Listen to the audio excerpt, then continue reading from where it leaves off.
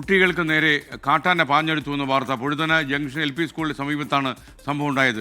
കുട്ടികൾ അത്ഭുതകരമായി രക്ഷപ്പെട്ടു. ദൃശ്യങ്ങൾ 24 ആ ദൃശ്യങ്ങൾ ആദ്യം നമുക്കൊന്ന് കാണാം. ഇതാണ് പ്രേക്ഷകർ കാണേണ്ട ദൃശ്യമാണത്.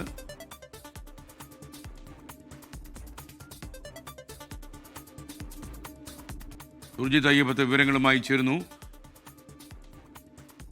പറയൂ സുർജിത്ത്, കുട്ടികൾ അത്ഭുതകരമായിട്ടാണല്ലോ രക്ഷപ്പെട്ടിരിക്കുന്നത്, പറയൂ. തീർച്ചയായും SKN, ഇന്നലെ രാത്രി 11 മണിയോടുകൂടിയാണ് ഇത്തരത്തിൽ ഒരു സംഭവം ഉണ്ടായിരിക്കുന്നത്. പൊഴുതന ജംഗ്ഷനിൽ LP സ്കൂളുണ്ട്. ആ LP സ്കൂളിനടുത്ത് ആണ് ഇത്തരത്തിൽ കാട്ടാന പാഞ്ഞെടുക്കുന്ന ഒരു ദൃശ്യം.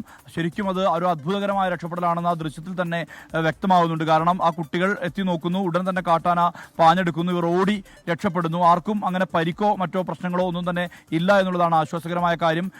ഈ മേഖല എന്ന് പറയുന്നത് തോട്ട മേഖലയാണ്. കുറിച്യാർ മലയുടെ താഴ്വാരത്തുള്ള പ്രദേശമാണ് പൊഴുതന എന്ന് പറയുന്നത്. ഒരു പ്രധാനപ്പെട്ട തോട്ടം, തേയിലത്തോട്ടങ്ങളെല്ലാം തന്നെ തിങ്ങി നിറഞ്ഞു നിൽക്കുന്ന ഒരു പ്രദേശമാണ്. അവിടെയാണ് ഇങ്ങനെ ഒരു അത്ഭുതകരമായ രക്ഷപ്പെടൽ നമുക്ക് കാണാൻ കഴിയുന്നത്.